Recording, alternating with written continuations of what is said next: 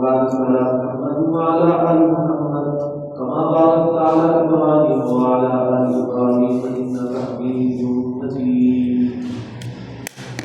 اللهم إنا نسألك بكل اسم هو لك سميت به نفسك أو أنزلته في كتابك أو علمته أحدا من خلقك أو استأثرت به في علم الغيب أن تجعل القرآن العظيم ربيع قلبي ونور بصري وجلاء حزني وذهاب همي. اللهم لا تجعل القرآن العظيم حجة علينا واجعل القرآن العظيم حجة لنا.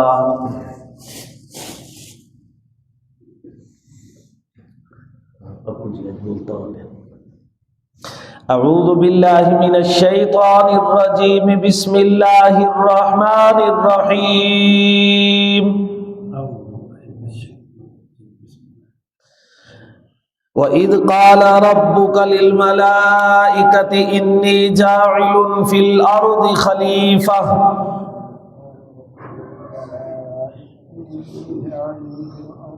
قالوا أتجعل فيها من يفسد فيها ويسفك الدماء ونحن نسبح بحمدك ونقدس لك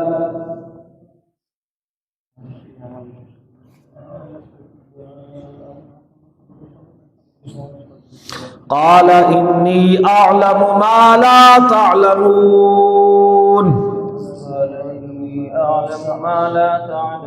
وعلم آدم الأسماء كلها ثم عرضهم على الملائكة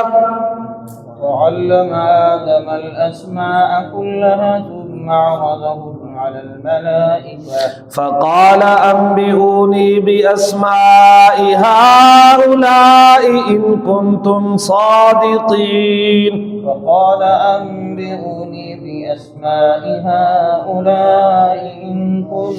قالوا سبحانك لا علم لنا إلا ما علمتنا إنك أنت العليم الحكيم.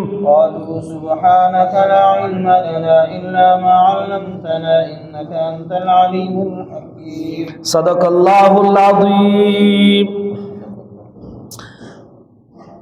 ہم اپنا سبق شروع کرنے سے پہلے آج ذرا کچھ باتیں پہلے ہی ہم سمجھ لیں. آج ہمارے سبق میں ایک فرشتوں کا تذکرہ آئے گا. فرشتے اللہ کی ایک مخلوق ہے جو خارج میں موجود ہے. یہ صرف تصور نہیں ہے، نہ ہی فرشتے کسی طاقت، صفت یا کیفیت کو کہتے ہیں. ایک مستقل مخلوق ہے. جیسے کسی کو کہا جاتا ہے نا تو شیر ہے، مراد اس سے بہادری ہوتی ہے. فرشتے یوں نہیں ہیں، یہ تمثیل نہیں ہے، ایک مستقل مخلوق ہے. اگلی بات، انی جاعل فی الارض خلیفہ. انسان جمادات یا نباتات اور حیوانات سے ترقی کر کے نہیں بنا. انسان کی پیدائش انسانیت سے ہوئی ہے. دوسرا، یہ جو قصہ آ رہا ہے، جو آدم علیہ السلام کا تذکرہ آ رہا ہے، یہ تمثیل نہیں ہے. رضوان بھائی آج کے ملحد کہتے ہیں کہ آدم ایک مثال ہے جس کے ذریعے اللہ نے کچھ سمجھایا، ورنہ پہلا انسان نہیں ہے. تو آدم پہلا انسان ہے علیہ السلام. پھر یہاں پر ایک بات آئے گی فرشتوں کے بارے میں. انہوں نے ایک جملہ کہا، اس کی تفصیل تو آ رہی ہے، تھوڑا سا ہم اسے سمجھ لیں گے. اتجعل فیہا من یفسد فیہا ویسفک الدماء. کیا انہوں نے انسان کی پیدائش پر اعتراض کیا؟ کیوں؟ نہ. اس بات کو بنیادی طور پر سمجھیں. جو لوگ کہتے ہیں نا یہ انسان سے حسد رکھتے تھے، کینہ رکھتے تھے، یا انسان کی پیدائش پر اعتراض کیا، میاں یہ تو معصوم سرشت والے ہیں، یہ اعتراض کر کیسے سکتے ہیں؟ اللہ کے کسی کام پر اعتراض گناہ ہے، اور فرشتوں میں تو گناہ کی صلاحیت ہی نہیں ہے. یہ مرکزی بات ہے، یہ ہے مرکزی نظریہ. کئی لوگ کہہ دیتے ہیں جوش خطابت میں کہ جی فرشتوں نے اعتراض کر دیا. بھائی اعتراض کیسے ہو سکتا ہے؟ فرشتوں میں نہ حسد ہے، نہ ان میں کینہ ہے، نہ ان میں گناہ کی صلاحیت ہی نہیں، ان میں گناہ کی صلاحیت ہی نہیں، بالکل ان میں یہ چیز ہے ہی نہیں۔ اچھا، اگلی ایک بات، یہ جو جملہ آ رہا ہے آگے، نحن نسبح بحمدک ونقدس لک، کیا فرشتے ہماری طرح تسبیح کرتے ہیں حضرت؟ ہماری اور ان کی تسبیح میں کیا فرق ہے؟ دو فرق ہے۔ ایک فرق ہماری اور ان کی تسبیح میں یہ ہے کہ ان کی تسبیح اضطراری ہے، ہماری تسبیح اختیاری ہے۔ جیسے ہمارا سانس چل رہا ہے نا، سانس، کیا ہم اس سانس کے بغیر جی سکتے ہیں؟ وہ تسبیح کے بغیر جی نہیں سکتے۔ تو اس لحاظ سے سمجھیں، یہ انہوں نے یہ کہا ہے کہ ہم تیری تسبیح کرتے ہیں، ہم تیری تقدیس کرتے ہیں، یہ کوئی ان کے لیے شان امتیاز نہیں ہے، جیسے کسی کے لیے سانس لینا امتیاز کی شان نہیں ہے، وہ تسبیح روک ہی نہیں سکتے۔ دوسری بات، ہماری اور ان کی تسبیح میں ایک اور فرق ہے، ہم اللہ کی تسبیح مختلف اللہ کے ناموں سے کر سکتے ہیں۔ جیسے اللہ کی ایک تسبیح ہے کہ وہ حی ہے، یا حی یا قیوم، اسی طرح وہ بیماری دینے والا ہے، ضار اور نافع، مختلف تسبیحات ہوتی ہیں، یا نافع یا نافع یا ضار، وہ ان چیزوں سے واقف نہیں ہے۔ فرشتے ان چیزوں سے واقف ہیں جن کے ساتھ ان کا تعلق ہے۔ یہی تو ہے نا کہ جب علم آدم الاسماء، تو فرشتے کیوں نہیں سیکھ سکے؟ جب ان میں بیماری ہی نہیں تو ان کو بیماری کا پتہ کیا، جب ان میں صحت ہی نہیں تو ان کو صحت کا پتہ کیا، وہ ان چیزوں سے۔ اچھا، ہمارے ہاں مذکر مؤنث ہے نا، کیونکہ جب فرشتوں میں مذکر مؤنث ہی نہیں تو ان میں یہ تصور ہی نہیں، ان میں کھانا نہیں، ان میں پینا نہیں، وہ اللہ کے ان ناموں سے واقف ہیں جو انہیں سکھلائے گئے اور جو ان کے متعلق ہیں۔ بس اللہ کے نام تو وَلِلَّهِ الْأَسْمَاءُ الْحُسْنَى، بے شمار نام ہے اللہ کے، یہ 99 نام تو صرف لکھے ہوئے ہیں، ورنہ اللہ کے نام تو اسے بہت زیادہ ہیں۔ پھر آئے گا آگے وَعَلَّمَ آدَمَ الْأَسْمَاءَ، یہاں پر بھی ایک بات سمجھ لیں، آدم کون ہے؟ آدم کون ہے؟ آدم ایک شخصیت ہے جن سے انسانیت چلی ہے، ابو الانس ہے آدم۔ آدم کا نام آدم ہے، جی ہاں، یہ نام کیوں رکھا گیا؟ اس لیے کہ یہ ادما سے لیا گیا۔ ادما کس کو کہتے ہیں جی؟ ادما ویسے یہ سرخی مائل، جو چیز سفید سرخی مائل ہو اس کے لیے، اور وجہ الارض، زمین کی جو اوپر والی مٹی ہے، کیونکہ آدم علیہ السلام کے لیے زمین کھودی نہیں گئی تھی، اوپر والی مٹی جمع کی گئی تھی کئی جگہوں سے، تو اس لحاظ سے بھی وجہ الارض کے لحاظ سے بھی حضرت آدم کو آدم کہتے ہیں، گندمی رنگ کے تھے۔ آدم بہرحال ایک شخصیت ہے، یہ کوئی تمثیل نہیں ہے، یہ ایک شخصیت ہے۔ آج کے مولد کہتے ہیں نا بھائی بات ہی ختم کر دو، مذہبی کتابیں کہتی ہیں کہ انسان کی جو نسل ہے وہ آدم سے چلی، جبکہ ڈارون کہتا ہے کہ انسان اس سے لاکھوں سال پہلے، کہاں پہلے کا ہے وہ انسان۔ اچھا، ہمارا آج ایک مسئلہ ہے، مسئلہ ہمارا رضوان میاں یہ ہے کہ ہماری معلومات کے کچھ سورس ہوتے ہیں نا، کچھ سورس ہوتے ہیں معلومات کے، آج ہماری معلومات کے جو سورسز ہیں وہ تعبت شر ہے، قرآن حدیث وہ نہیں، تاریخ، اور تاریخ تعبت شر۔ تعبت شر ایک بندہ تھا جو سردیوں کو رات کے وقت لکڑیاں چنا کرتا تھا، تو جنگلوں میں اس وقت سانپ بہت ہوا کرتے تھے، عموماً رضوان میاں جب وہ لکڑیاں اپنی صبح کھولا کرتا تھا تو سانپ نکل آتا تھا، اس کا نام ہو گیا شر کو جمع کرنے والا، تعبت شر۔ تو آج جو ہمارے آج ذرائع ہیں معلومات کے، وہ تعبت شر ہیں۔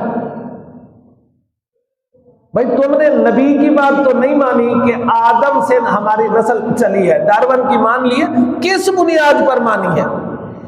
بھائی کچھ بندروں نے ترقی کی، حیرت کی بات ہے، کچھ بندروں نے ترقی کی، جو باقی رہ گئے وہ ابھی تک ویسے بندر ہیں، اور اصول یہ ہے الشیء یرجع الی اصلہ، ایسے ہے نا جی، الشیء یرجع الی اصلہ، کیونکہ ان چیزوں کی بنیاد زمین ہے. آپ زمین سے چیز کو جتنی اونچا پھینکیں گے واپس کہاں پر لوٹے گی جی؟ ہم بندروں سے پیدا ہوئے لیکن ہمیں کوئی بندر پیدا نہیں ہوتا، حالانکہ ہم بندروں سے پیدا ہوئے. اور یہ اور بات ہے کہ کالے آدمی کا بیٹا جتنی گورا ہوتا جائے اس کی نسل میں کوئی نہ کوئی کالا نکلے گا. لمبے کا بیٹا جتنی چھوٹا ہو یہ نہ صحیح، اگلی نسل میں لمبا نکلے گا. ادھر سے بندر کوئی نہیں نکل رہا، یہ بھی حیرت کی بات ہے.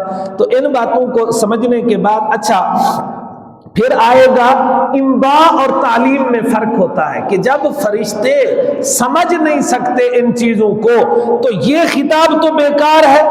انبئونی باسماء ہؤلاء، وہ تو سمجھ نہیں سکتے. انباء اور بات ہے، تعلیم اور بات ہے. اب ہم اپنے سبق کی طرف چل رہے ہیں. وَإِذْ قَالَ رَبُّكَ، یہ مشورہ نہیں ہو رہا جی، اللہ مشورے سے پاک ہے. یہ کیا ہو رہا ہے جی؟ یہ ہماری عظمت کا اظہار ہو رہا ہے جی. ہمارے آنے سے پہلے ہمارا تعارف کرایا جا رہا ہے. اور بعض حضرات نے کہا اس لیے بھی کہ یہ انتظامی امور فرشتوں کے ذمے تھے. جب کسی اور کو گھر میں لایا جاتا ہے نا تو چوکیدار کو بتایا جاتا ہے بھائی اب یہ اس گھر کا مالک ہے، اب خیال کرنا ذرا. تو یہ تعارف کرایا جا رہا ہے. ورنہ اللہ کسی سے مشورہ عجز کی نشانی ہے، اور اللہ قادر ہے. عاجز ہم مشورہ کیوں کرتے ہیں؟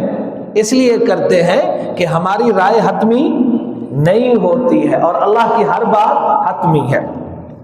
وَإِذْ قَالَ رَبُّكَ لِلْمَلَائِكَةِ إِنِّي جَاعِلٌ فِي الْأَرْضِ خَلِيفَةً قَالُوا أَتَجْعَلُ فِيهَا مَن يُفْسِدُ فِيهَا وَيَسْفِكُ الدِّمَاءَ وَنَحْنُ نُسَبِّحُ بِحَمْدِكَ وَنُقَدِّسُ لَكَ قَالَ إِنِّي أَعْلَمُ مَا لَا تَعْلَمُونَ.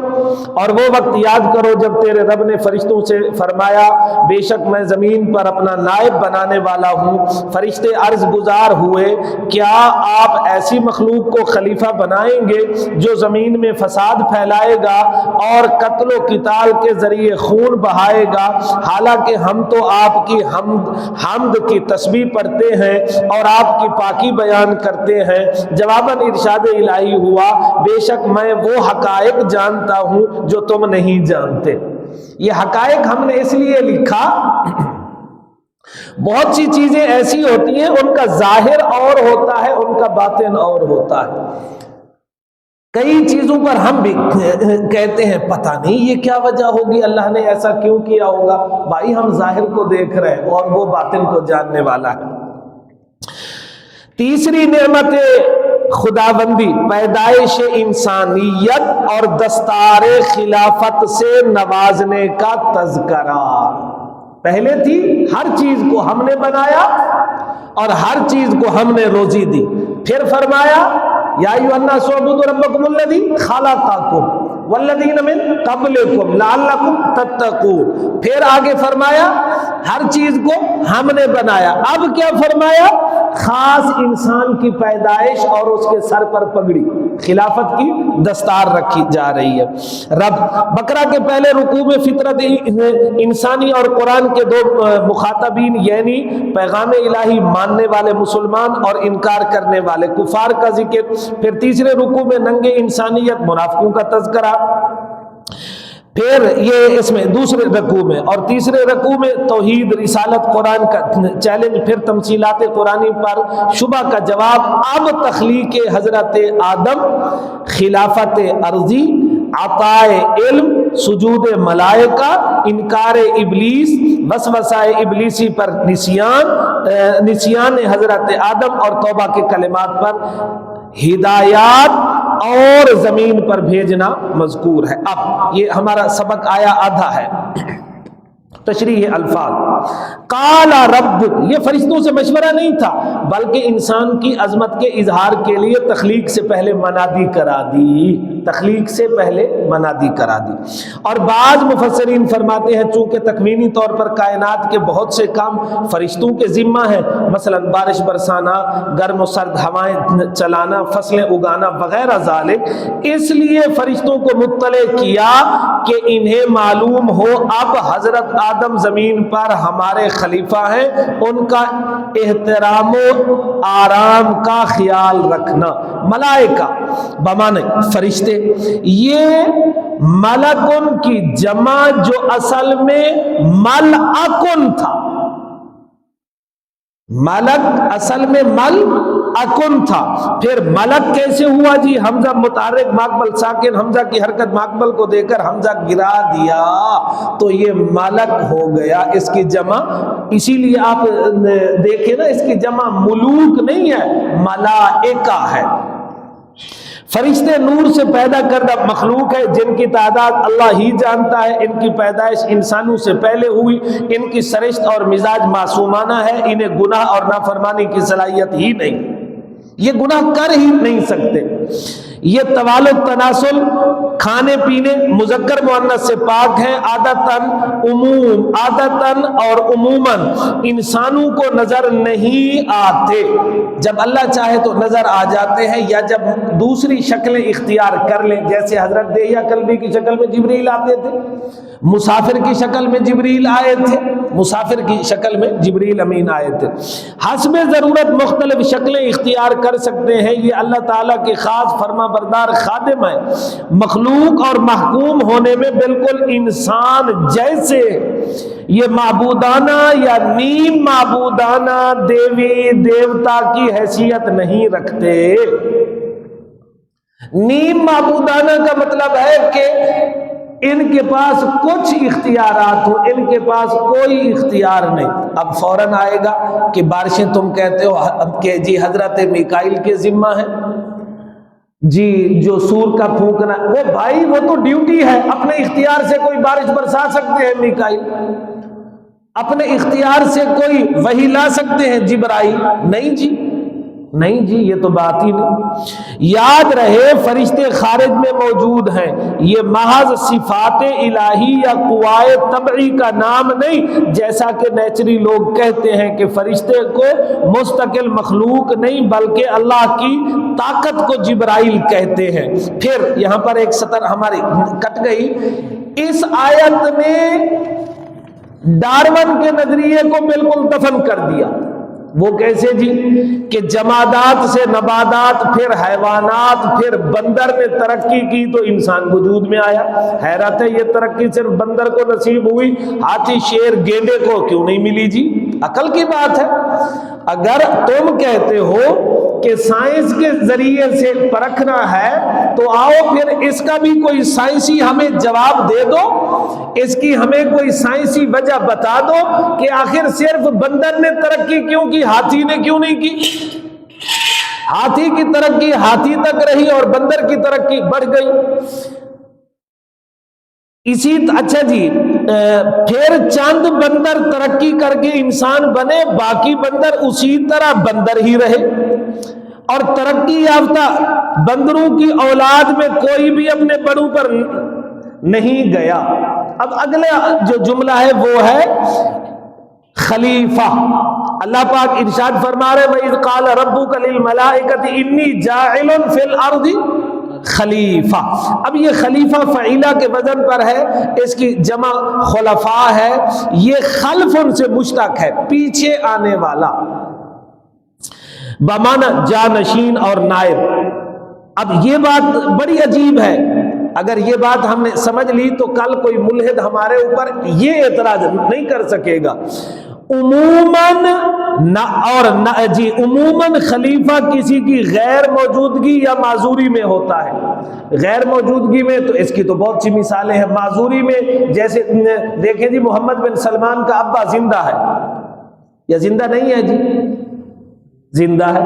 سلمان خود زندہ ہے، لیکن اس نے خود کو معذور، بیمار کہتے ہوئے کہ میں یہ امور سر انجام نہیں دے سکتا، لہذا میرا جانشین یہ ہے. معذور ہے نا جی. ایک تیسری بھی صورت ہوتی ہے، مگر کبھی اعزازاً بھی کسی کو دستار خلافت سے نوازا جاتا ہے. تو جو اللہ نے حضرت آدم علیہ السلام کو خلیفہ بنایا، کیا اللہ موجود نہیں ہے؟ اللہ بوڑھا ہو گیا؟ کیوں بنایا؟ اعزازاً. اعزازن. جیسے دیکھیں جی عام طور پر یہ ہوتا ہے کہ بیعت پہلے ہوتی ہے اور خلافت بعد میں ہوتی ہے. بیعت پہلے ہوتی ہے اور خلافت. اور ایک طریقہ ہوتا ہے کہ بیعت کرتے ہوئے خلیفہ بنا دیا, اور ایک طریقہ یہ ہوتا ہے خلافت پہلے دے دی بیعت بعد میں کیا. مولانا عبد الرحمن کامل پوری نبر اللہ مرکزہ حضرت تھانوی رحمہ اللہ سے خط و کتابت رکھتے تھے, اور حضرت تھانوی بیعت کے اس خلافت کے مسئلے میں بہت سخت گیر آدمی تھے. خلافت واپس بھی لے لیا کرتے تھے چھوٹی چھوٹی بات پر. مثلا ایک بار ایک صاحب آئے, ان کے ساتھ ان کا بیٹا تھا کوئی 12 سال کے قریب کا, عجیب عجیب باتیں پوچھا کرتے تھے. وہ جب صاحب ملنے کے لیے آئے تو پوچھا آپ کا یہ بیٹا اس کی عمر کتنی ہے؟ اب وہ سمجھ تو گیا آج شامت آ گئی کیا پوچھیں گے. اس نے کہا جی یہ ہے 12 سال کا.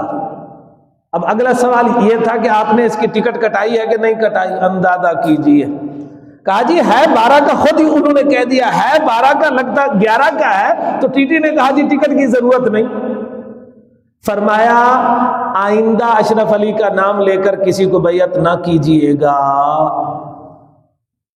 خلافت سلب ہو گئی جی. اور ادھر مولانا عبد الرحمن کامل پوری کو خط و کتابت جاری تھے. خط و کتابت ملے نہیں ہے مولانا عبد الرحمن, خط و کتابت جاری تھی جی. ایک بار حضرت تھانوی کا خط پہلے آ گیا. حیران ہوئے کہ میں نے تو لکھا نہیں کس بات پر, حضرت تھانوی کا. اور مرشد تھانوی خطوں کے معاملے میں بھی سخت گیر آدمی ہے جی. پتہ تمہارا لکھا ہوا ہوگا تو جواب آئے گا, اپنے لفافے پر پتہ لکھ کے بھیجو. اور ویسے مصروف بھی اتنی ہوتے تھے مرشد تھانوی. ایک بار مرشد تھانوی کا خط آ گیا, حیران ہوا یہ کیا.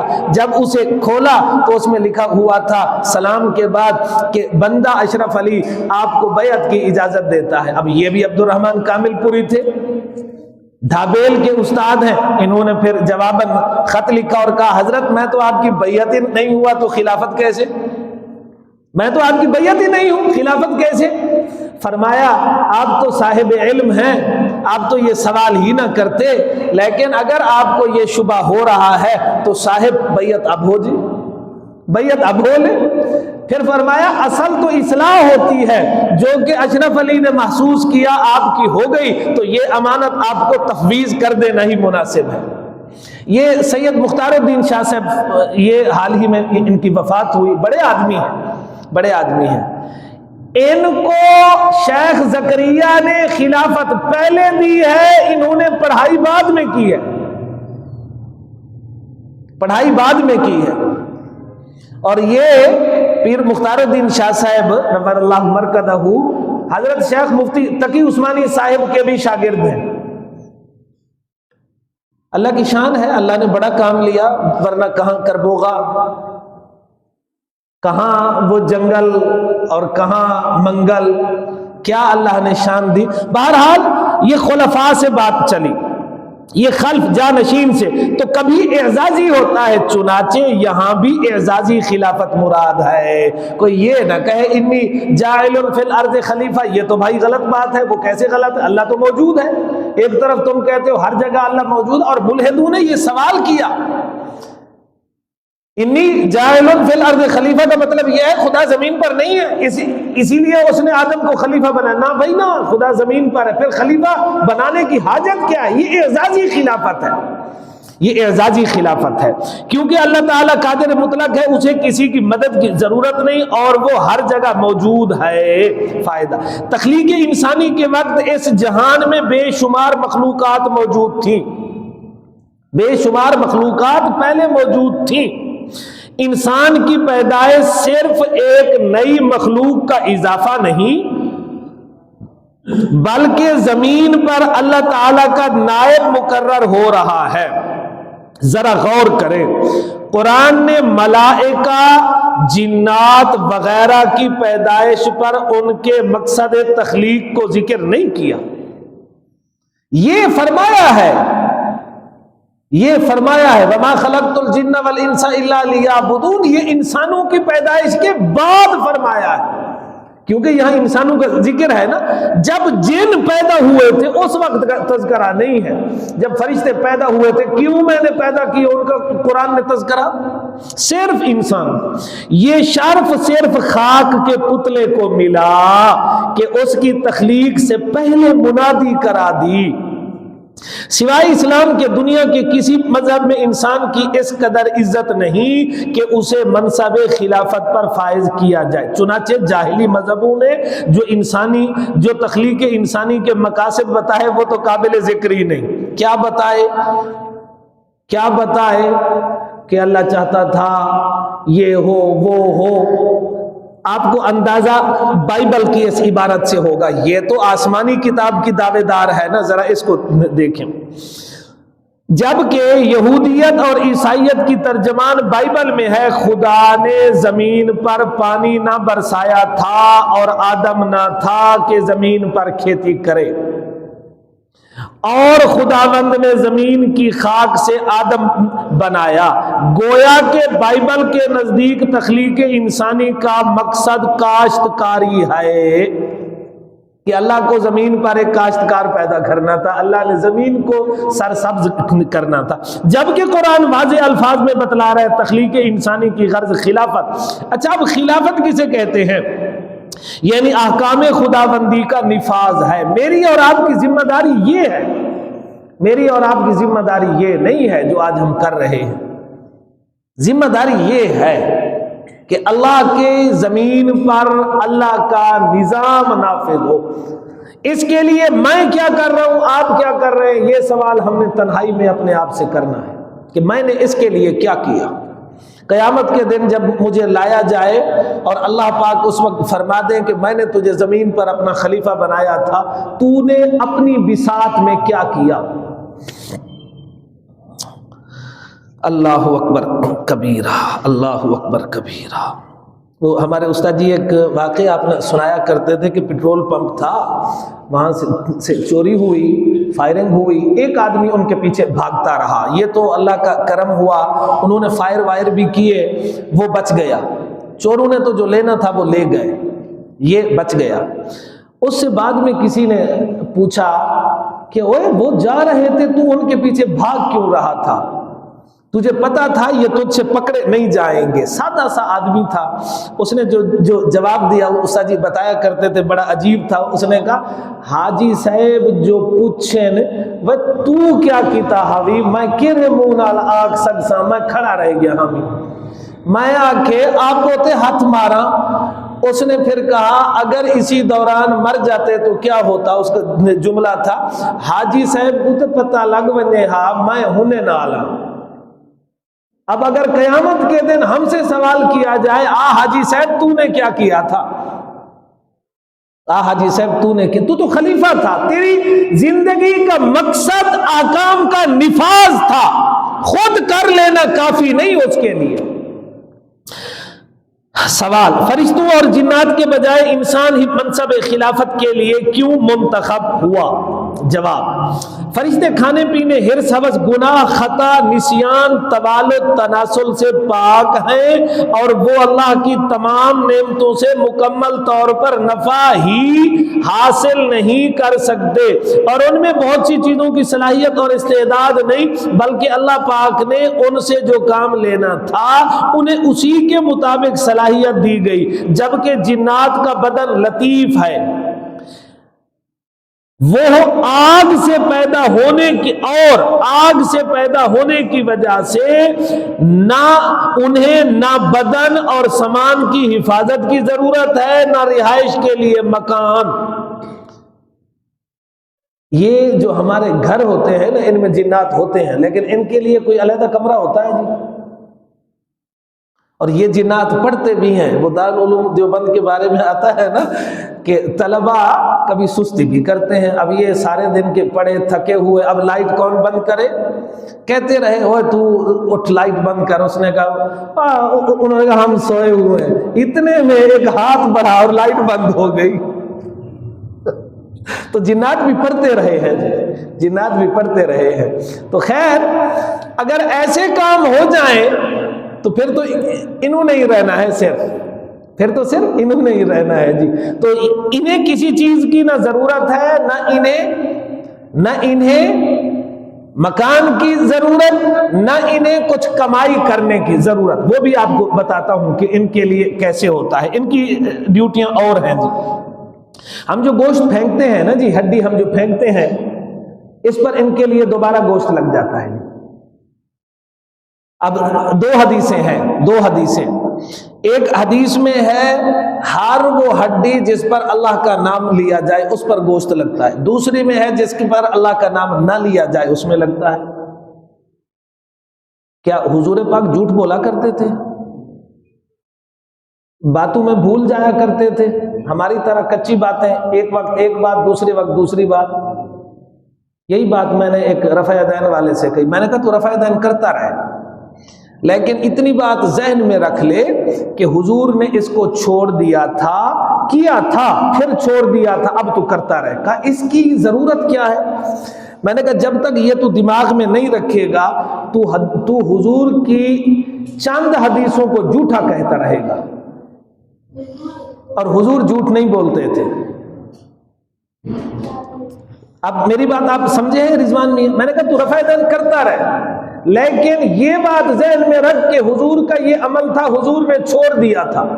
بھائی اس کے ذہن میں رکھنے کی تو کرتا رہے، حضور نے کیا تھا، میں تجھے روکتا نہیں، لیکن اتنی ذہن میں رکھ کے حضور نے اسے چھوڑ دیا تھا. کہا اس سے کیا ہوگا؟ میں نے کہا اس سے یہ ہوگا کہ تو حضور کے فرمودات کو جھوٹا نہیں کہے گا، ورنہ تو ترک رفع یدین والی ساری حدیثوں کو جھوٹا کہے گا. اور اس کا یہ مطلب ہے کہ یا تو کہہ رہا ہے حضور نے جھوٹ بولا، یا تو کہہ رہا ہے صحابہ نے حضور پر جھوٹ بولا، اور یہ دونوں باتیں تجھے گمراہی کی طرف لے جائیں گی. جھگڑا تیرا میرا رفع یدین کرنے یا نہ کرنے پر اللہ کی قسم نہیں ہے. تیرے رفع یدین سے مجھے کیا ہوگا؟ پھر میں کیوں بھاگ رہا ہوں؟ میں تو حضرت محمد سے تیری نسبت کو درست کرنے کے چکر میں ہوں. تو رفع یدین کرتا رہے، مجھے اس سے کوئی سروکار. بس اتنی کہہ دے یہ ایک عمل ہے حضور نے کیا تھا، چاہے بعد میں چھوڑ دیا تھا، میں کر رہا ہوں، تو کرتا رہے، لیکن اتنی بات کہ حضور نے چھوڑ دیا تھا. اس سے فائدہ کیا ہوگا؟ جو ترک رفع یدین والی حدیثیں ہیں تو انہیں جذبات میں آ کر جھوٹا نہیں کہے گا. اور حضور پاک تو جادو بھی جب حضور پر ہوا نا، جادو، اپنی باتیں بھولے ہیں، شریعت کی باتیں نہیں بھولے ہیں.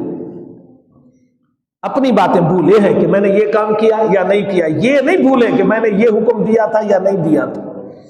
تو اتنی سی میں نے کہا بات پر تو عمل کر لے، تیرا میرا جھگڑا ختم، تو رفع یدین کرتا رہے. رفع یدین کرنے یا نہ کرنے کا جھگڑا نہیں ہے جو آج مولوی تجھے بار بار سمجھا رہے ہیں. مسئلہ یہ ہے کہ کل تو حضور کو جھوٹا کہہ دے گا یا تو صحابہ کو جھوٹا کہہ دے گا.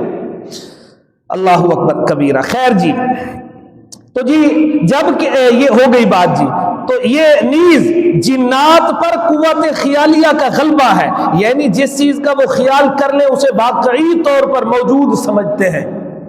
نیز جنوں میں شر غالب اور اصلاح کی استعداد انتہائی کمزور ہے، جبکہ انسان میں خطا، نسیان، شہوت، غضب، حرص وغیرہ ہے، مگر یہ نادم تائب ہو کر اصلاح کر لیتا ہے. کیا کمال لکھا حضرت تھانوی نے! ہر کجا پستی است آب آنجا رود، ہر کجا مشکل جواب آنجا رود، ہر کجا درد دوا آنجا رود، ہر کجا رنج شفا آن جا رود. جہاں پر پستی ہو تو پانی وہیں جاتا ہے، جہاں پر درد ہو تو دوا وہیں پر لگتی ہے. جواب ہمیشہ مشکل کا دیا جاتا ہے، آسان چیز کون پوچھتا ہے کسی سے؟ اور کہا تو یہ بھی اسی طرح ہے جی، درد تھا تو دوا لگا، پستی تھی تو پانی ادھر بہا ہے. اور ظاہر ہے تمام صفات الہی کا ظہور نہ خاص فرما برداروں کے جمع ہونے سے پورا ہو سکتا ہے، نہ ہی شرارت کے مجمع جنات سے. اس لیے لازم ہوا کہ خلافت عرضی کے لیے تخلیق انسانی ہو. پھر اگلی بات جی، کیا حرج تھا کہ فرشتے ہی بن جاتے؟ آپ نے کبھی دیکھا ہے جی سورج فضا کے قریب ہے یا زمین کے قریب ہے جی، لیکن روشنی کہاں پر آتی ہے؟ اس کی وجہ کیا ہے؟ وجہ یہ ہے کہ کثافت فیضان کو مکمل لیا کرتی ہے. فرشتے نور ہیں، فضا کی طرح ہیں، ہم کثیف ہیں. گناہگار کو پتا ہے نا کہ توبہ کے بعد لذت کیا ملتی ہے. جبرائیل امین کو کیا پتا کہ یہ جو آنسو بہتے ہیں اس کی لذت کیا ہوتی ہے. ان کے کبھی یہ آنسو بہے ہی نہیں. یقین جانیے جبرائیل نے کبھی نہیں کہا ربنا ظلمنا انفسنا وان لم تغفر لنا وترحمنا لنکونن من الخاسرین. یہ کبھی نہیں کہا. اللہ نے یہ سننی تھی. اللہ نے یہ چیزیں کثافت ہی مکمل فیضان کے قابل اور نورانیت کے تحمل کے لائق بناتی ہے. اس لیے تو آفتاب کا نور فضا ہوا پانی کے بجائے زمین پر پڑتا ہے کہ زمین کے علاوہ باقی چیزوں میں کثافت نہیں. ملائکہ میں بھی معصوم ہونے کی وجہ سے کثافت نہیں, جبکہ انسان میں ہے. اور اصول یہی ہے, درد والی جگہ دوا لگاتے ہیں, پستی میں پانی بہتا ہے, رنج پر شفا ملتی ہے, مشکل پیش آنے پر جواب کی ضرورت ہوتی ہے. اس لیے انسان ہی خلافت عرضی کے لیے منتخب ہوا. سوال, اللہ پاک کائنات کے ذرہ ذرہ سے واقف ہے, لہذا اسے مشورہ کی ضرورت نہیں. پھر جن و انس اور ملائکہ سب اللہ کی مخلوق ہے, کسی کو بھی اللہ سے سوال کا حق نہیں. ارشاد الہی ہے لا یسأل عما یفعل, وہ پوچھا نہیں جا سکتا جو کچھ کرے. وہم یسألون, وہ سب سے پوچھتا ہے. پھر مشورہ کی صورت اختیار کیوں کی گئی؟ ہاں جی, جواب انسانوں کو مشورہ کی اہمیت سمجھانے کے لیے, اور فرشتوں کے شبہ کے ازالے کے لیے, اور حضرت آدم کی عظمت کے اظہار کے لیے, اور ابلیس کے چھپے تکبر, عقل پرستی اور باطنی خباثت کو واضح کرنے کے لیے. یہ جی 4 وجہیں تھی. جی من یفسد فیہا, فرشتے غیب دان نہیں, انہوں نے انسان کو جنوں پر قیاس کرتے ہوئے یوں کہہ دیا. اور فرشتوں نے یہ سمجھا کہ جب انسان زمین سے پیدا ہوا تو اس کی فطرت میں لذات کے حاصل کرنے کی خواہش ہوگی, اور ایک طرف قوت شہویہ کے جوش پر دوسری طرف سے مدافعات ہوگی, لہذا جنگ و جدال اور قتل و قتال کی نوبت آئے گی. بعض مفسرین فرماتے ہیں فرشتوں کو بتلایا گیا انسان 3 قوتوں کا مجموعہ ہے, شہویہ, غضبیہ, عقلیہ. پہلی دونوں قوتیں خون خرابے اور فساد پر آمادہ کرنے والی, اگرچہ تیسری قوت عقلیہ کا تقاضا ہے معرفت الہی اور فرما برداری, مگر اس میں تو ہم انسانوں سے قوی اور زیادہ شان والے ہیں کہ ہم ہر وقت اللہ کی تسبیح, تحمید اور تقدیس میں مشغول ہیں. گویا فرشتوں نے تینوں قوتوں پر الگ الگ غور کیا, جس میں سے پہلی 2 میں فساد اور خون خرابہ غالب نظر آیا, تیسری میں خود کو انسان سے بہتر سمجھا, مگر ان تینوں کے مجموعے پر غور نہ کیا. یعنی جب شہویہ غضبیہ مہذب ہو کر عقلیہ کے تابع ہو جائے تو کیا کمال ہوتا ہے, پھر حضرت انسان بنتا ہے. اسی قوت شہویہ کی تہذیب اور اصلاح سے ہی عفت اور پاک دامنی, خوف خدا اور تقوی ملتا ہے کہ گناہ کرنے پر پیسے دے کر اپنی کزن سے گناہ پر آمادہ ہو گیا, قادر ہو گیا, اس نے کہہ دیا اتق اللہ, اسے چھوڑ دیا. پھر جب یہ غار میں پھنسا تو کہا ربا اگر تیرے لیے میں نے کیا تھا تو آج چھٹکارا دے, پتھر ہل گیا. اور قوت غضبیہ کی اصلاح سے ہی شجاعت, عدل, انصاف, خالد جیسے آدمی, علی ولی جیسے آدمی, زرار جیسے آدمی ایسے تو پیدا ہوئے, فاروق جیسے. یعنی جوش تمہارے نزدیک مانے, یعنی جو شے, یہ شے ہے جی, جوش نہیں, جو شے تمہارے نزدیک, شے چیز تمہارے نزدیک مانے تخلیق انسانی ہے, حقیقت میں وہی باعث تخلیق و خلافت ہے. گویا قوت غضبیہ کا صحیح استعمال ہی جہان کی امن و سلامتی کا ضامن ہے. فائدہ, تصوف اور خانقاہوں میں بھی کسی عادت کا ازالہ نہیں, امالہ کیا جاتا ہے, صحیح رخ متعین کیا جاتا ہے. مثلا غضب کو اللہ کی نافرمانی پر پھیر دو کہ اسے اپنی ذات کے بجائے اللہ کی نافرمانی پر غصہ آئے. یہ حضرت علی المرتضیٰ کی طرف واقعہ منسوب ہے, واقعہ ٹھیک نہیں, واقعہ کا ثبوت نہیں. آپ کو میں ایک بات پھر بتاؤں, حضرت علی المرتضیٰ کی طرف جو منسوب ہے نا جی, کسی صحیح سند سے یہ واقعہ ثابت نہیں ہے. میں واضح کر دوں, منسوب کیا ہے کہ آپ قادر ہوئے ایک کو مارنے پر اور اس نے منہ پر تھوک دیا, آپ نے اسے چھوڑ دیا. کہا جی پہلے مار رہا تھا اپنے لیے, اب تیرا بھی ساتھ غصہ آ گیا, تجھے چھوڑ دیا اور وہ مسلمان ہو گیا. یہ کہیں سے ثابت نہیں ہے. اسی طرح وہ گڑیا کے گند پھینکنے والا واقعہ بھی کہیں سے ثابت نہیں, یہ غلط ہے. اور بھی ایسی بہت سی ہم نے باتیں بنا رکھی ہیں. اللہ جزائے خیر دے جامعہ فاروقیہ والوں کو، ان کی محنت چل رہی ہے. اب تو یہ تقریباً 11-12 جلدوں میں آ گئی غیر معتبر روایات، جن کو اکثر ہمارے خطیبوں نے یاد کر رکھا ہے.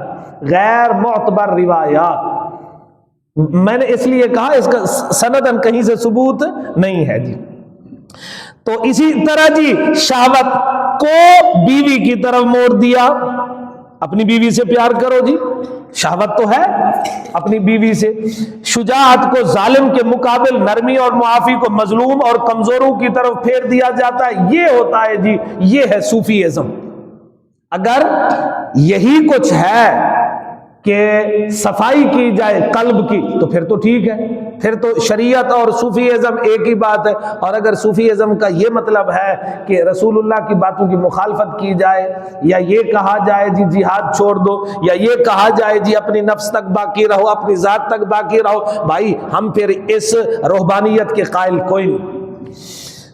اگر یہ صوفیزم ہے تو حضور غار حرا سے باہر دین کو لاتے کیوں؟ خود تو غار حرا میں جا رہے تھے. بعض لوگوں کو فرشتوں کا کلام سمجھنے میں غلطی ہوئی کہ فرشتوں نے تخلیق انسانی پر اعتراض کیا، جبکہ حقیقت یہ ہے فرشتوں میں اعتراض نافرمانی یا حکم الہی کی خلاف ورزی کا تصور ہی نہیں جی، کیونکہ وہ معصوم ہے. فرشتوں کا یہ قول کیوں ہے؟ اقرار نیاز مندی، جوش جان نثاری تھا. جیسے کبھی کوئی کہتا ہے نا، اس کو بھی مرشد تھانوی نے بڑے عجیب انداز میں ایک شعر سے انہوں نے سمجھایا. ایک شعر سے کسی کو پتہ چلا نا، کسی کو پتہ چلا کہ رضوان میاں یہ فلانے کے ساتھ دشمنی رکھتا ہے، اس سے انتقام لینا چاہتا ہے، اور یہ خطرہ ہے کہ یہ اس سے انتقام لے گا کہیں اسے کوئی گزند نہ پہنچے. اس نے رضوان میاں سے جب بات کی تو انہوں نے کہا نہیں، میں نے تو اس کا گلا کاٹنا ہے. تو اس نے جواب میں کہا نہ شود نصیب دشمنا کے ہلاک تیغت، سرے دوستا سلامت کے تو خنجر آزمائی. اور بھائی یہ اس کا نصیب کہاں کہ تیرے خنجر سے وہ مارا جائے، ہمارا سر حاضر ہے، یہاں پر خنجر آزمائی کر لے. اب یہ کوئی اپنے آپ کو بڑا نہیں کہہ رہا، بلکہ اپنی جان نثاری کے لیے کہہ رہا ہے کہ کہیں یہ نہ ہو کہ تجھے کوئی گزند پہنچے. ہمارے اگر تو نے خنجر ہی آزمانا ہے تو ہمارے گردن پر چلا، ہم نے تو چوں چیراں کرنی نہیں، کہیں تیرے مزاج میں کوئی فرق نہ ہے. اب سمجھے مطلب یہ ہے ہم سارے فرما بردار ہیں، جبکہ انسانوں میں کچھ مفسد اور فسادی قاتل بھی ہوں گے. اگرچہ نیک لوگ دل و جان سے اطاعت کریں گے، مگر باغی اور نافرمان کیسے خلافت اور نیابت کے فرائض سر انجام دیں گے؟ شاید نافرمان انسان سے آپ کا مزاج نہ خوش ہو، اس لیے آپ یہ کام بھی ہمارے ذمہ لگا دیں. ہم نے پہلے بھی کبھی کسی کام میں سستی، انکار یا عذر نہیں کیا. اگر یہ نیا کام بھی ہمارے ذمہ لگا دیں گے تو دل و جان سے حاضر ہے. الغرض یہ اظہار نیاز مندی ہے، اعتراض یا انسانوں سے حسد نہیں. نسبح بحمدک و نقدس لک، تسبیح تحمید کا تعلق قول و عمل سے ہے. تقدیس اعتقاد و نظریات کے متعلق، یعنی ہم اللہ تعالیٰ کی ہر طرح کے عیب و نقص سے پاکیزگی کا نظریہ رکھتے ہیں. زبان و عمل سے اللہ کی حمد و ثنا بیان کرتے ہیں. فائدہ: فرشتوں کی تسبیح و تحمید مخصوص و مقید ہے، یعنی وہ اسماء اور صفات جن کا تعلق نعمت، عذاب، صحت، بیماری سے ہے. مثلا رزاق، منعم، محیی، ممیت، زار، نافع. فرشتے ان اسماء سے تسبیح نہیں کر سکتے. فرشتوں کی تسبیح ویسے ہے کیا؟ سبحان اللہ و بحمدہ، حدیث پاک میں ہے. جناب رسول پاک صلی اللہ علیہ وسلم سے پوچھا گیا ای الفضل ای الکلام افضل، فرمایا مصطفى اللہ لملائکتہ او لعبادہ. کون سا کلام افضل؟ جو اللہ نے اپنے فرشتوں، یا فرمایا اللہ نے اپنے خاص بندوں کے لیے چنا. سبحان اللہ و بحمدہ. نیز فرشتوں کی تسبیح بمنزلہ سانس اضطراری ہے، جبکہ انسانوں کی تسبیح اور تحمید اختیاری ہے۔ انی اعلم ما لا تعلمون، یہ فرشتوں کو حاکمانہ جواب دیا، تم حقائق نہیں جانتے، منصب خلافت کے لائق بس انسان ہی ہے، تسبیح تحمید سے کوئی مستحق خلافت نہیں ہوتا، یہ نئی مخلوق جنات سے بھی بالکل مختلف ہے، لہٰذا ان کو جنات پر قیاس کر کے فسادی اور قاتل نہ سمجھو۔ فائدہ، اسلام میں نظام عدل و حکومت کے لیے خلافت ہے، امامت نہیں، بلکہ خلیفہ امام بھی ہوتا ہے۔ چنانچہ سورۃ نور میں ارشاد فرمایا وعد اللہ الذین آمنوا منکم وعملوا الصالحات لیستخلفنہم فی الارض۔ پھر خلیفے کا تقرر شیعوں کے نزدیک قرآن یا فرمان نبوی سے ہوگا، ہمارے نزدیک اہل بصیرت اہل اجتہاد کے اجماع سے ہوگا، کیونکہ خلیفہ کا نام نہ قرآن نے بتلایا نہ ہی حضرت صلی اللہ علیہ وسلم نے کسی کا نام لے کر منتخب کیا، ورنہ اگر ایسا ہوتا حضور کسی کو منتخب کر جاتے، مہاجرین و انصار ابو بکر صدیق کی بیعت کیوں کرتے؟ عباس نے بھی تو کی تھی رضی اللہ عنہ، کیا وہ باغی تھے حضور کے؟ اب رہا یہ سوال من کنت مولاہ فہذا علی مولاہ، اور فرمان نبوی اللہم وال من والاہ وعاد من عاداہ کا کیا مطلب ہے؟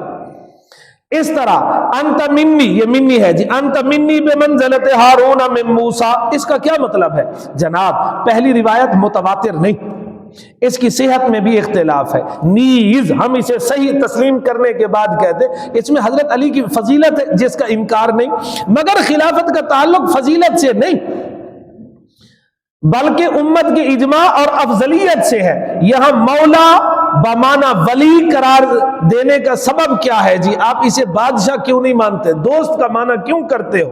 ہوا یہ کہ حضرت اسامہ اور حضرت علی کا جھگڑا ہوا، جس پر حضرت علی نے حضرت اسامہ سے فرمایا انت مولایا، کیونکہ حضرت اسامہ کس کے بیٹے ہیں جی؟ حضرت زید کے، اور حضرت زید کون تھے جی؟ حضور کے آزاد شدہ غلام تھے۔ حضرت علی نے پیار میں کہہ دیا انت مولایا، کہ جب تو حضور کا آزاد شدہ غلام کا بیٹا ہے تو گویا ہمارے لیے بھی وہی ہے۔ انہوں نے کہا کوئی نہیں لست مولا کا بل انا مولا رسول اللہ، میں علی آپ کا کوئی مولا شولا نہیں، میں رسول اللہ کا ہوں اور میں مانتا ہوں۔ غصے میں تھے۔ حضرت علی نے واقعہ حضرت سے بیان کیا تو حضرت صلی اللہ علیہ وسلم نے حضرت علی کی دلجوئی کے لیے فرمایا من کنت مولاہ فعلی مولاہ۔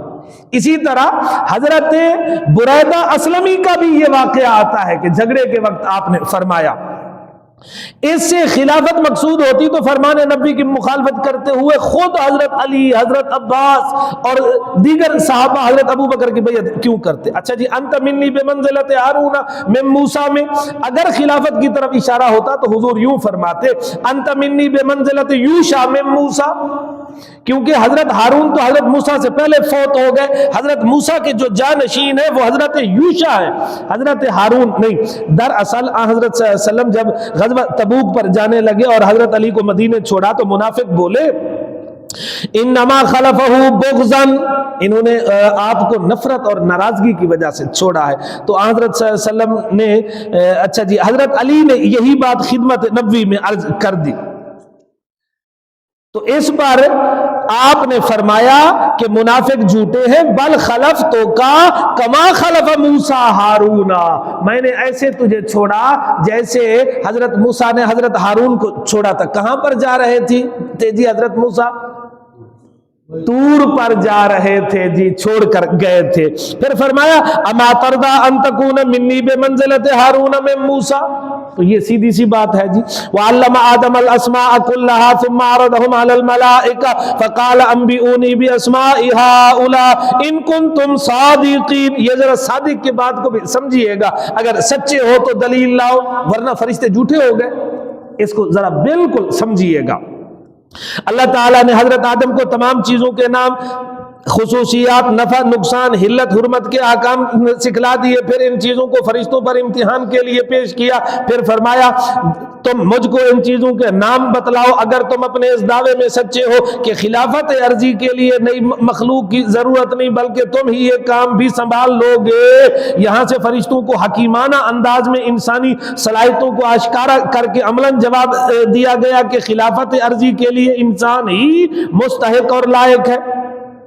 وعلم آدم یہ ادمتل ارض سے مشتق ہے بمانا مٹی والا، کیونکہ آپ کی پیدائش مٹی سے ہوئی اس لیے یہ نام رکھا گیا، یا گندمی رنگ کی وجہ سے آپ کو آدم کہا گیا، پھر انسیت کی وجہ سے انسان، اور ظاہر البشرہ یعنی چمڑا بالوں سے ظاہر ہونے کی وجہ سے بشر بھی کہا گیا۔ سورۃ صاد میں ہے انی خالقم بشرا من طین، یہ بشر اور انسان اور آدم یہ شے واحد ہے، ایک ہی چیز ہے۔ یہ کہنا جی بشر اور ہے، آدم اور ہے، انسان اور ہے، بشر کیسے پیدا ہوا؟ یہ تو جی بندروں سے ترقی کرتے کرتے بشر بنا، پھر آدم انہی بشر میں سے ایک کو خدا نے آدم کہہ دیا۔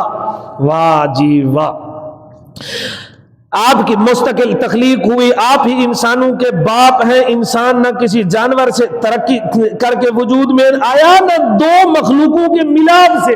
ایک گدھا تو کہتا ہے جنوں اور فرشتوں کے ملاپ سے، ارے جنوں کو تو چلو مان لیا، جن مرد بھی ہیں عورت بھی ہیں، فرشتوں میں تو نہ کوئی مرد ہے نہ کوئی عورت ہے، ان میں تو یہ صلاحیت ہی نہیں، کیسے؟ اس لیے ہم نے کہا دو کوئی یہ جنسوں کا ملاپ نہیں ہے جی۔ انسان حضرت آدم اور حوا کی اولاد، مورخین نے حضرت آدم کی عمر 960 سال بتائی، 40 بچے ہوئے 20 بطنوں میں، 20 بار بچے جنے تھے اماں حوا نے، ہر بار مذکر مؤنث جوڑی جوڑی جڑواں پیدا ہوئے جی۔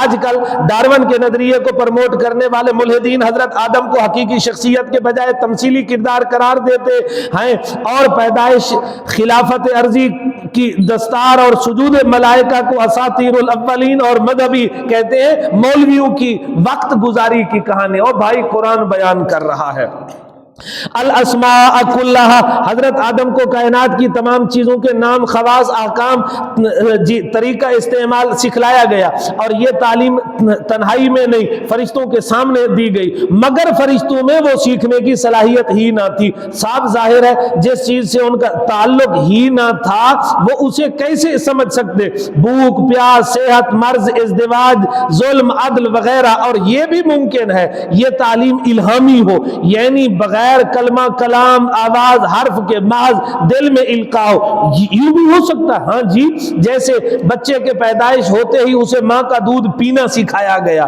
بطخ کے بچے کو پانی میں تیرنا سکھایا گیا۔ اب رہا یہ سوال، اللہ تو قادر مطلق ہے، وہ فرشتوں کے مزاج بدل کر انہیں بھی یہ چیزیں سکھلا دیتا تو کیا تھا؟ جناب یہ صلاحیت اور استعداد انسانوں کا خاصہ ہے، اگر فرشتوں کو دے دی جاتی تو وہ فرشتے کی بجائے انسان بن جاتے۔ جیسے کسی، یہ ہے جی جامد، یہ جامد ہے جی، جادو نہیں ہے، کسی جامد شے کو حس و حرکت ملنے سے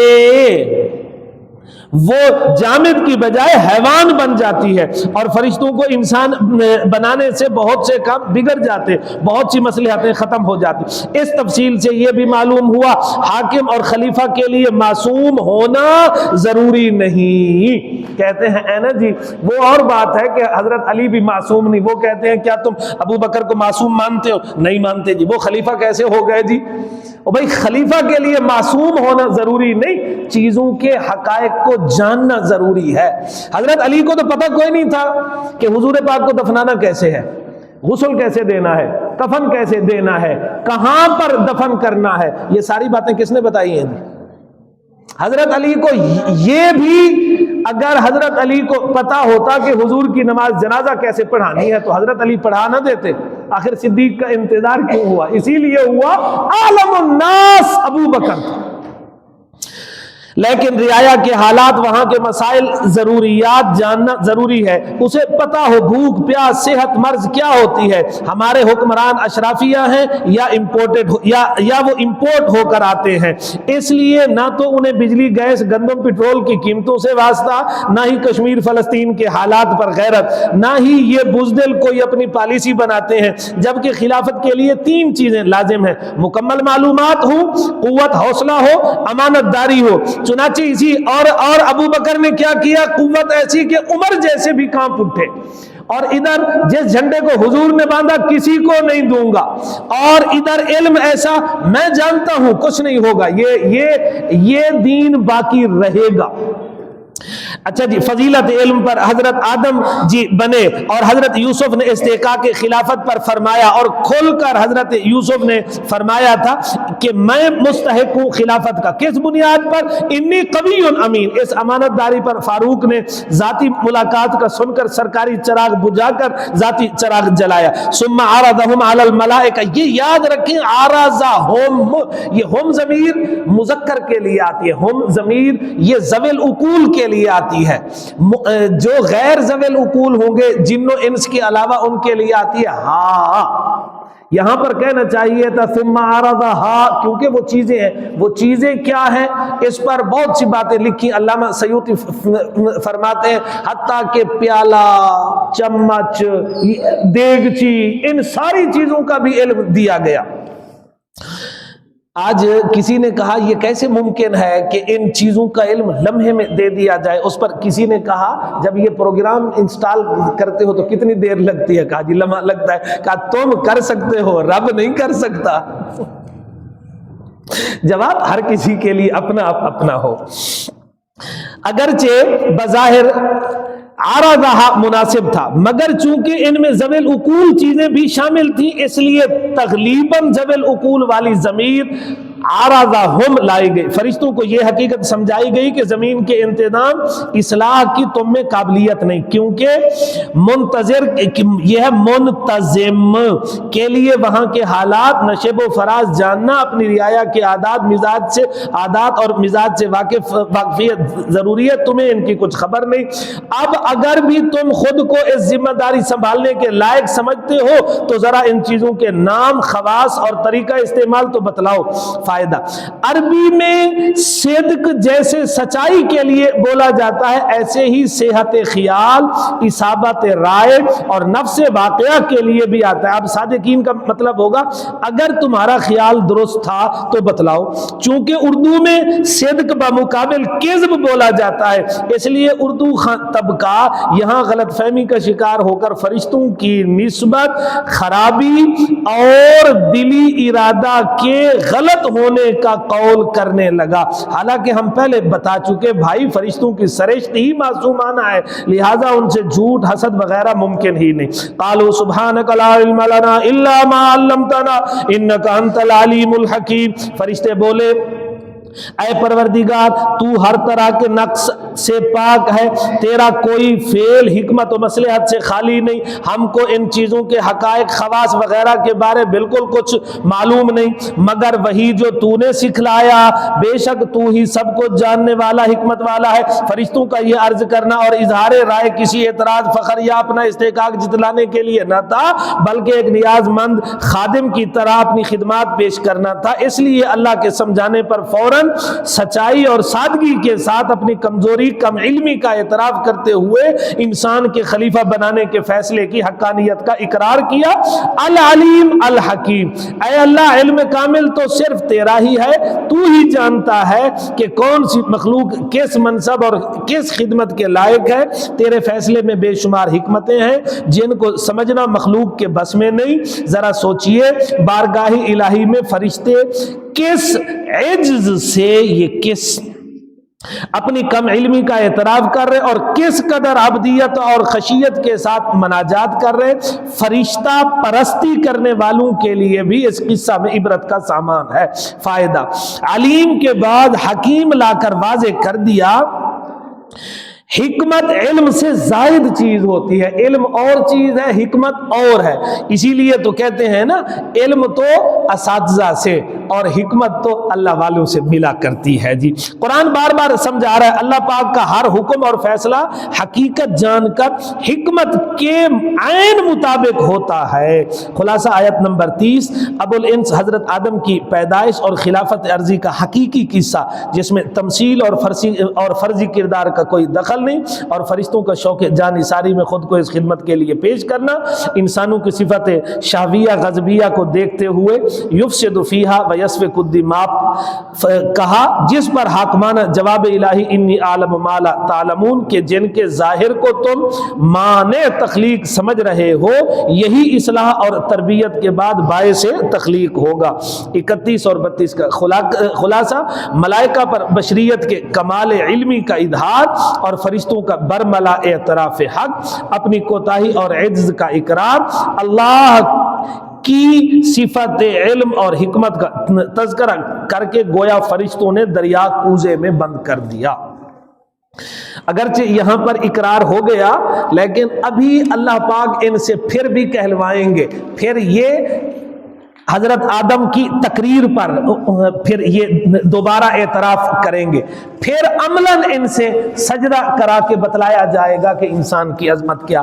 اللہ کرے ہم بھی اپنی عظمت کو پہچان لیں کہ ہمارے آبا ہم جن کی نسل میں ہیں وہ کس قدر عظیم ہے۔ اللہم لک الحمد کما ینبغی لجلال وجہک وعظیم سلطانک، صلی علی نبینا صلاۃ تائما دائما سلاما قائما، ربنا آتنا فی الدنیا حسنۃ وفی الآخرۃ حسنہ وقنا عذاب النار، اللہم اتمم لنا نورنا وکفر عنا سیئاتنا وتوفنا مع الابرار۔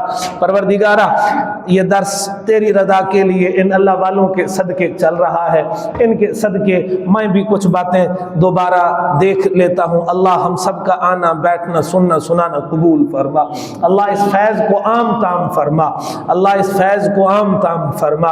اے پروردگارہ یہ جب تک زندہ رہیں قرآن سے یہ تعلق ہمارا جڑا رہے، یہ وقت تو ہم خاص کر لیں، بس یہ تو ہم نے آنا ہے۔ اے اللہ ہماری نسبتوں کو ایسا جوڑ دے کہ ہم ہو ہی تیرے جائیں، ہماری نسلوں کو ہم سے بڑھ کر دین محمدی کا وفادار بنا، رسول رحمت کا سپاہی بنا۔ اے اللہ جہاں جہاں مسلمان مظلوم ہے، کشمیر میں، غزہ میں، فلسطین میں، سوڈان کے معاملات چل رہے ہیں، اللہ ہمارے سارے مسائل اپنے فضل سے حل فرما دے۔ پاکستان افغانستان کے درمیان جو معاملات چل رہے اللہ اصلاح کی توفیق دے دے، جو ناحق مقدمات میں پھنسے ہوئے ہیں اے اللہ، یہ حال ہی میں بڑی ہستیاں گئیں، پیر ذوالفقار صاحب گئے، حضرت مفتی مختار الدین صاحب گئے، پیر عبدالرحیم صاحب گئے، بہت عظیم آدمی ابو عبیدہ شہید ہوئے، اللہ ان کے درجات بلند فرما، ہمیں ان کے نقش قدم پر چلنے والا بنا۔ صلی اللہ تعالی علی خیر خلقہ محمد وعلی آلہ وصحبہ اجمعین، لا الہ الا اللہ۔